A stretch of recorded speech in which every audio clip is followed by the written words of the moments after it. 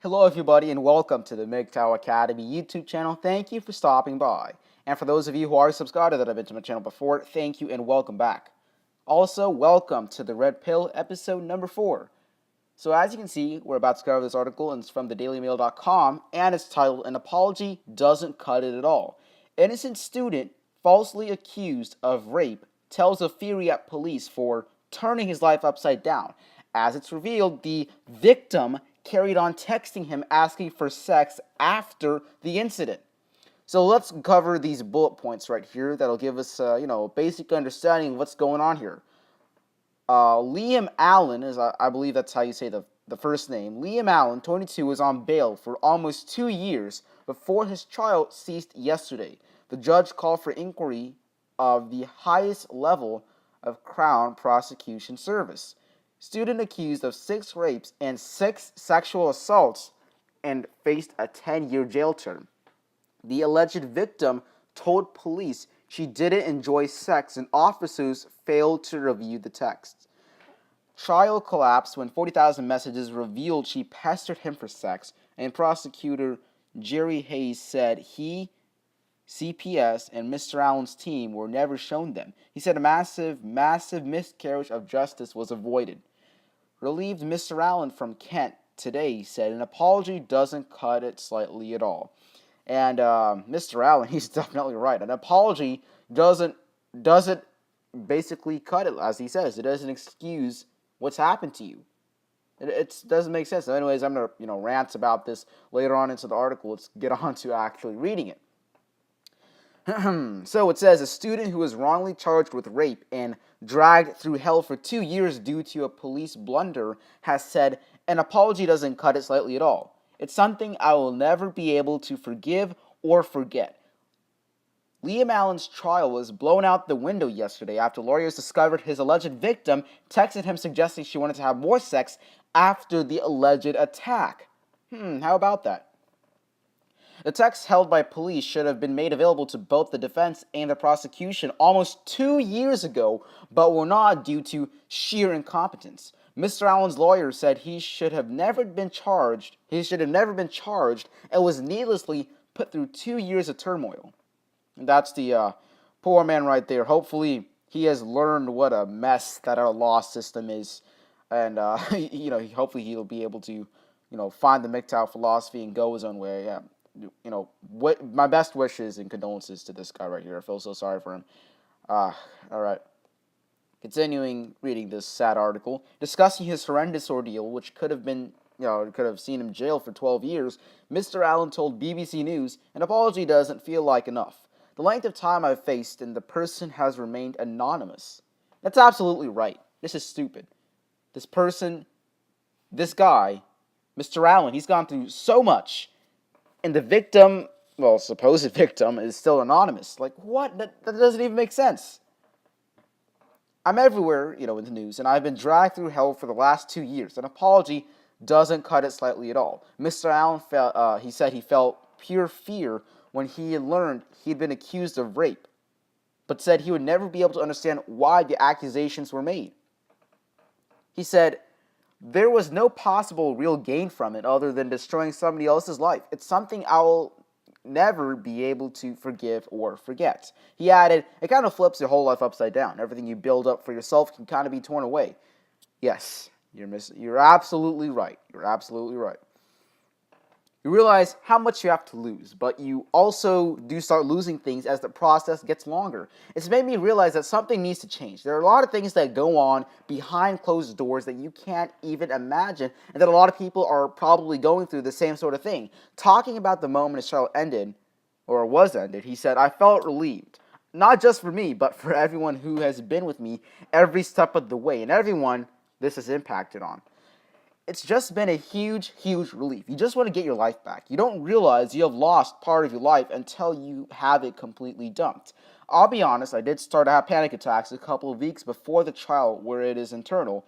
You have to have your own reaction, and that's it. Panic attacks are an internal reaction, but it's to be expected. You can't go through this and be expected to not panic or not fear and remain strong through the whole thing. You could be the strongest person in the world, and it'll bring you to your knees. Mr. Allen also revealed he was arrested in front of his mother and held for 6 hours before being able to tell her why. Asked why he thought the police were coming to his door to arrest him in January 2016, he said, "I had 3 different theories. Because I was starting my course, I thought it may have been routine, or it might have been, I had been somewhere as a witness. There was no way I could guess it might have been related to this." And as you can see, there is a very happy Mr. Liam Allen right there with his relieved mother and all his friends surrounding him. Let's continue reading. He said when he heard the allegations, "I couldn't speak and I couldn't move." Sheer incompetence by police meant that the text about his alleged victim's fantasies of violent and casual sex were kept secret, a prosecutor revealed today. Barrister Jerry Hayes claims the detective in charge told him sexual messages sent by the woman to Liam Allen and her friends were too personal to share. Too personal to share? Huh? Too personal? You think that's too personal? Yeah, sure, it's too personal. Why not? You know what? That's just too personal. We're just going to go ahead and ruin this man's life because, it's too personal. That's absolutely ridiculous. When it's something as serious as this, I think somebody's personal stuff is the last thing you'd want to worry about. Oh my God. This is actually a bit more crazy than I expected. Anyways, let's continue reading. But in fact, they blew the case out of the window, and police had failed to even look at them because of sheer incompetence, he said. The CPS is also being asked to explain why it did not demand full disclosure of evidence, including phone records, before the trial started. The text revealed the women asked Mr. Allen for casual sex and fantasied about rough and violent intercourse, and even being raped, despite telling police she didn't like being intimate with men. Excuse me. Anyways, Judge Peter Gower stopped the trial at Croydon Crown Court yesterday, and describing the moment the suspect found out Mr. Hayes said, "Obviously, he was happy, but this has been hanging over his head for years. He could have had his life totally trashed. That was awfully wrong." Mr. Allen said he had been betrayed by the system, and his mother, Lorraine, sobbed as she said her son had been treated as guilty until you can prove you are innocent, adding, "I knew the truth." Oh my God, guys, please, this is the point of me making this specific episode. Mr. Allen said he felt like he's been betrayed by the system. And the mother said her son had been treated as if it was, as it was guilty until you can prove you're innocent. That is how the system is. Understand that, people. Understand that. Today, Scotland Yard launched an urgent assessment of its handling of Mr. Allen's case, but there are calls for an independent investigation. Police have also been blamed for the student's ordeal by Mr. Hayes, but it is common for the CPS to also demand full disclosure of evidence, including phone records, before any trial. Chief Prosecutor Alison Saunders has made a high-profile push to bring more sex attack cases to court and asked her lawyers to chart through a man's relationship history to boost conviction. The number of rapes reported to police has gone from about 13,000 in 2002 to 45,000 last year, but in 2014, it emerged a quarter of sex offenses, including rape, were never recorded as crimes. The prosecutor and former Tory MP said he and the CPS had no idea a disc of the woman's messages even existed until the trial started. He said as soon as the defense got them, they realized the text blew the case out of the window, and he asked the judge at Croydon Crown Court to throw the case out last night. Whoa. Yeah, I believe that the rest of this stuff, it's a lot. I don't need to cover the entire thing. You guys, by the way, I'll be linking this article in the description below for you guys to take a look at. But I'm just going to go ahead and stop covering that. Before we end, there is one more article that I would like to cover, and it's from thetelegraph.co.uk, and it's titled, "Rapper Nelly Sued for Claiming Rape Allegation Was False." Oh, boy. Let's go on here. By the way, for those of you who don't know, this is Rapper Nelly. Alright, so this article is by Press Association, and it was posted on December 21st. So it says that rapper Nelly is being sued by a woman who claims he defamed her by calling her allegation that he raped her on a tour bus false. University student Monty Green, 22, is suing the 43-year-old in Washington, USA, for defamation and sexual assault. Nelly was arrested on suspicion of rape in a Seattle Walmart car park in October, but prosecutors last week dropped the case when Miss Green said she would not testify. At this point, the musician's lawyer, Scott Rosenblum, said in a statement that his client had fallen victim to a deceitful allegation devoid of credibility. In the lawsuit filed on Monday, Miss Green's lawyer, Karen Kohler, said Nelly had sought to restore his reputation due to his arrest for sexually assaulting Miss Green by defaming her. Miss Green claims Nelly, real name Cornell Oral Haynes Jr., invited her to an after party when they met at one of his shows, and then she was driven to the bus. There, she claims, he led her to his bedroom and at the end of the vehicle and assaulted her despite her repeatedly refusing consent. She was thrown off the bus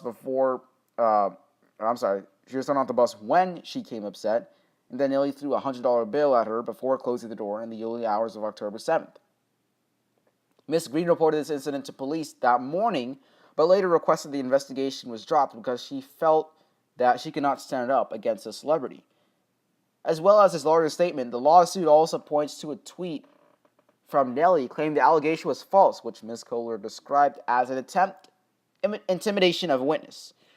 Green, who has waived her right to anonymity in the UK, has requested unspecified damages in the lawsuit. Mr. Rosenblum said Nelly plans to countersue, adding, "We always believed her accusation was motivated by greed." Yeah, I personally think that it's false. That's my personal opinion, but that's not the point that I'm trying to make here. See, even if this was a real rape, you're getting sued for claiming that it was false. Now that is something worth sharing. Yeah, everybody, that's pretty much it for today's episode of The Red Pill. Remember, the article I showed you before, I want you guys to know that is an example right there that the legal system uses up men, sucks them in and spits them back out. That's how the legal system works. So learn the truth, accept it, and you'll be safe. Well, everybody, that's it for today's episode of The Red Pill. If you like what you see, then be sure to subscribe. And as always, you can listen to MGTOW Academy podcast for free on YouTube, SoundCloud, iTunes, Minds.com, Stitcher Radio, and on iHeartRadio. Be sure to follow me on MGTOW.com and on Twitter at MGTOW Academy. And if you'd like to, please donate to MGTOW Academy via Bitcoin. My Bitcoin address is in the description box below. Also, I'd like to hear your thoughts on the articles I covered in today's episode of The Red Pill in the comment section below. And remember, man, that it's a dangerous world out there, so be sure to take your daily doses of red pills and to stay safe.